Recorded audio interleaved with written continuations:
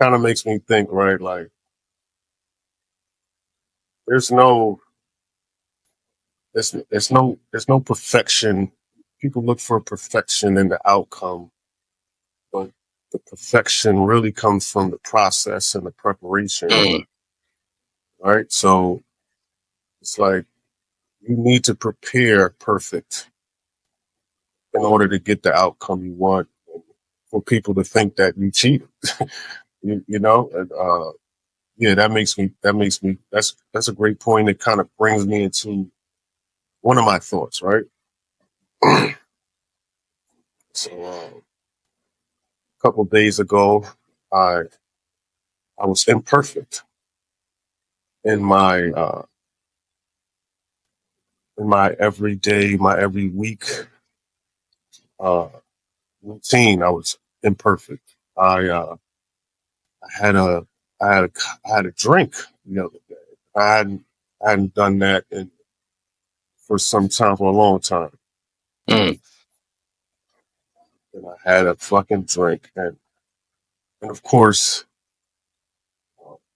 when you're on a path of, or when you're on a journey of trying to be something greater than what people might be accustomed to, or you're searching perfection, you have people that say, "Oh no, it's okay," but nah, it's not okay. And yeah, I felt like crap, of course, not only physically but uh, mentally. You know, I'm hard on myself, and other people don't want you to be hard on yourself because they don't want to be hard on themselves, right? And that makes me think about the quest of perfection. I had a discourse about this the other day, right? What is perfect? What is perfection?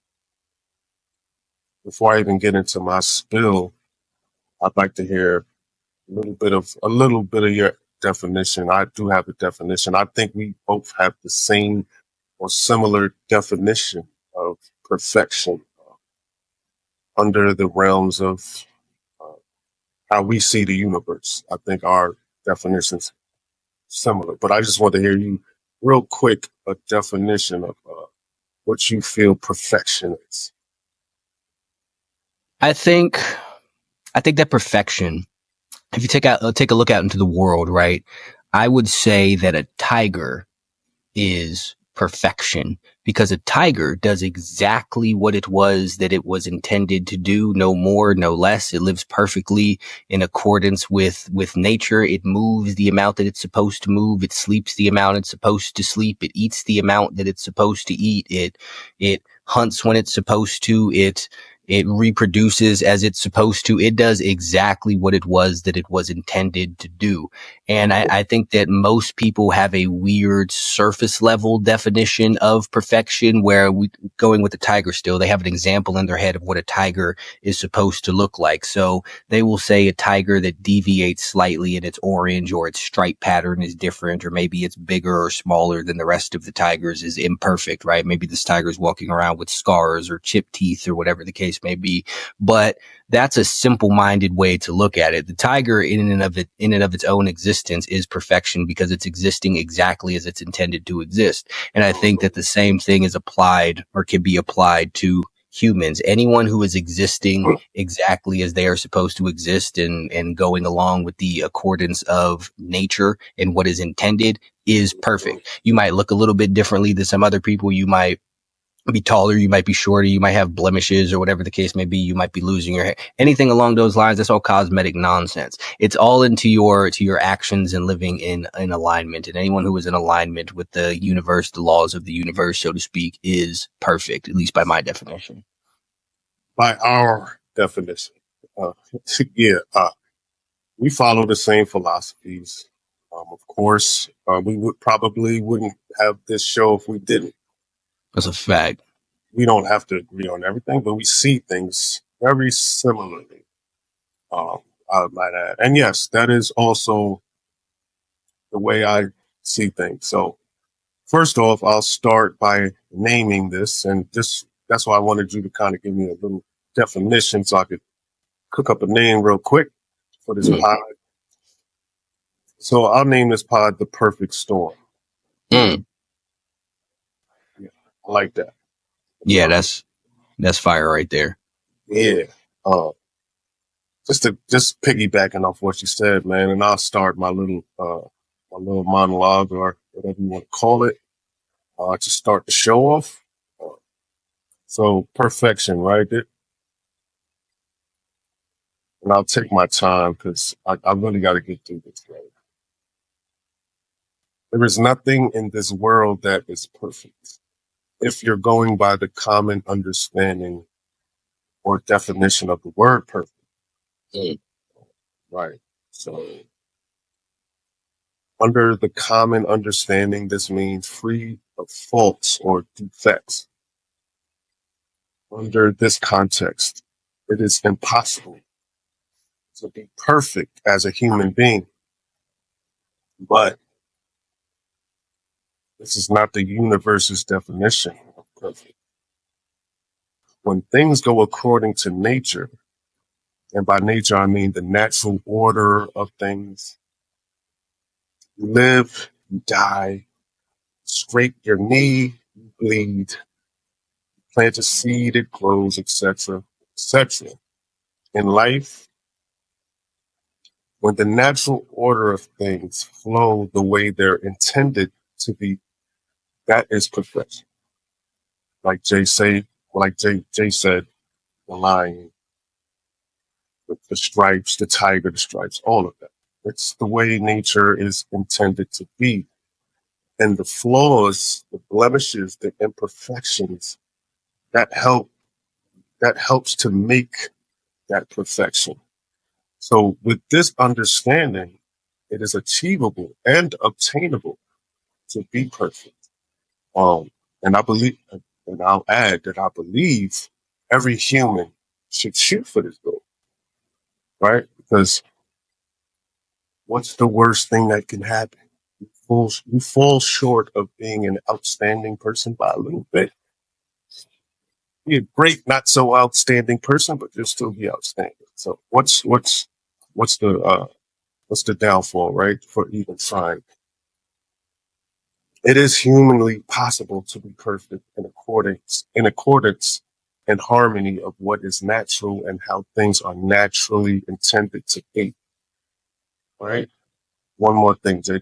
There is a huge difference between performing a natural act like walking, running, jumping, and you slip and fall and you say, "Oh, I'm not perfect." But on the contrary, there's no need to say that because it's natural to slip and fall. But to say, "Oh, I have a drink every now and then," or I eat unhealthy foods from here and there. I cheat on my diet, or I cheated on my wife or husband a couple times. I'm not perfect. Then you say, no one's perfect. Those are unnatural acts. Alcohol, processed foods, breaking of vows. These are not the acts of the virtuous. Right? Giving in or falling victim to your desires over and over and over again, only to say nobody's perfect. In my opinion, Jay, is a cop out.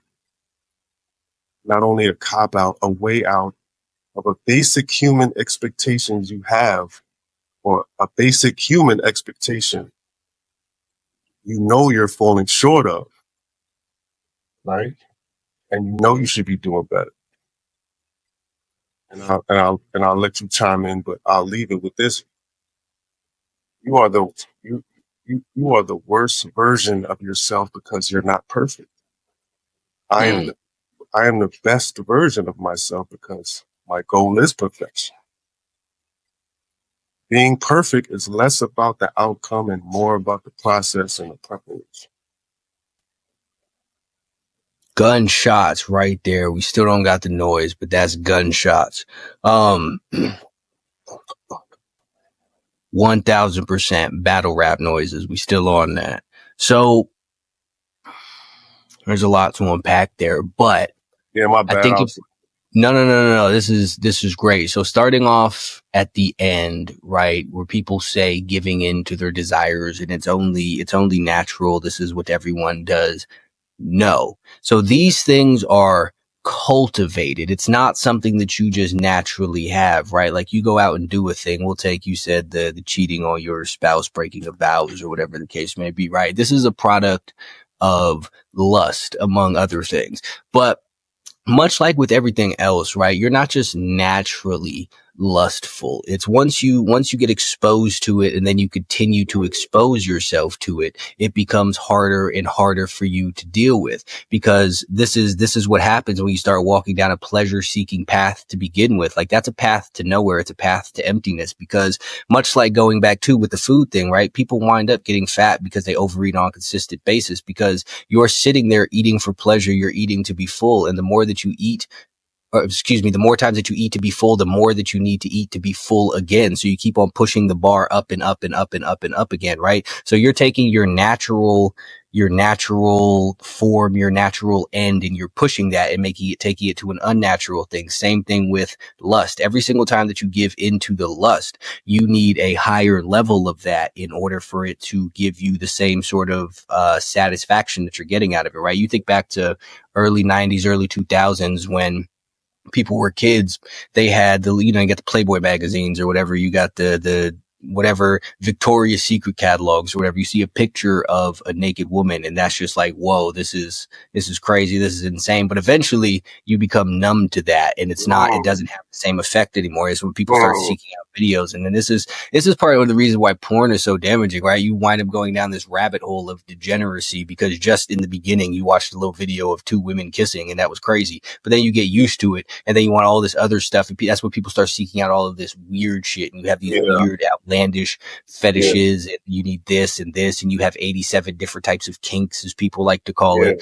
And this is how people wind up getting into shit that no one should be watching, period, because you need the novelty, right? Because you've overexposed yourself to the thing. Overindulgence in anything is a problem. This is why if you look at the 7 deadly sins, right? It's not murder, it's not theft, it's not robbery or assault or anything like that. It's lust, it's greed, it's sloth, it's gluttony, it's any forms of overindulgence in your most base of desires, because this is what's ultimately going to lead to your downfall with stuff, right?